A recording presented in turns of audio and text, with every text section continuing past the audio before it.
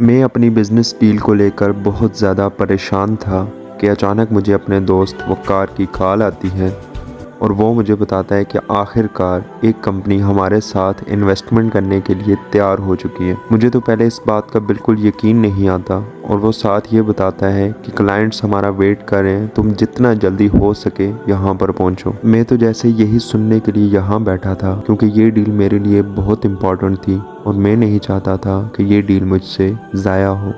میں نے ایک دم گاڑی سٹارٹ کی اور وقار کی طرف چل دیا۔ میں آج بہت زیادہ خوش تھا، لیکن قدرت کو شاید کچھ اور ہی منظور تھا۔ میری گاڑی اچانک چلتے چلتے بند ہو گئی اور میں نے جب نیچے اتر کر دیکھا تو میری گاڑی کا ٹائر بھی پنچر تھا اور یہ ایسی جگہ تھی جہاں پہ کسی شاپ کا نام و نشان تک نہیں تھا۔ میں نے وقار کو بتایا کہ میری گاڑی خراب ہو گئی ہے جس کی وجہ سے شاید میں وقت پر نہ پہنچ سکوں۔ وقار نے جواب میں کہا کہ کلائنٹس بہت جلدی میں ہیں، شاید وہ تمہارا انتظار نہ کریں۔ یہ سن کر میری خوشی ایک دم پریشانی میں بدل گئی اور میں اپنی قسمت کو برا بلا کہنے لگا کہ آخر میرے ہی ساتھ ایسا کیوں ہوتا ہے۔ ایک ڈیل مشکل سے ہمیں ملی تھی اور وہ بھی ہمارے ہاتھ سے چلی گئی۔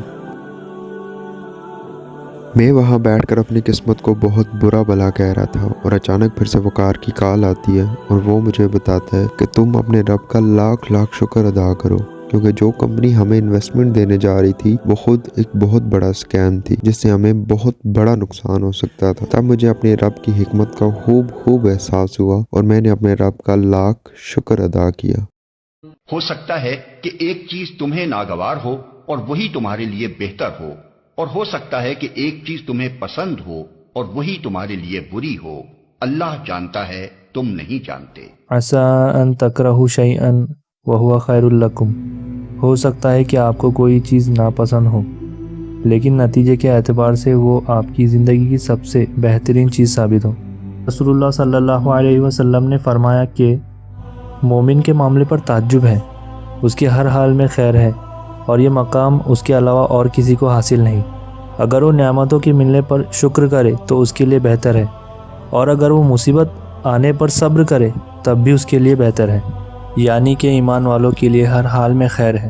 تو ہمیں چاہیے کہ ہم اللہ کے فیصلے کے آگے جھک جائیں، کیونکہ نبی صلی اللہ علیہ وسلم نے فرمایا اگر تم پر کوئی مصیبت آئے تو یہ نہ کہو کاش میں ایسا کر لیتا، البتہ یہ کہو قدر اللہ وما شاء فعل، یہ اللہ کی قدرت ہے، اس نے جو چاہا کر دیا۔ یہ کاش کا لفظ شیطان کے کام کے لیے راستہ ہموار کر دیتا ہے۔ کئی مرتبہ ہم اللہ کی حکمت کو نہیں سمجھ پاتے اور یہ ہماری ہی کمزوری ہے، تو ہمیں اللہ کے فیصلے پر ہمیشہ راضی ہونا چاہیے۔ ہم نہیں جانتے کہ اللہ نے کن حالات میں ہمارے لیے خیر رکھا ہے۔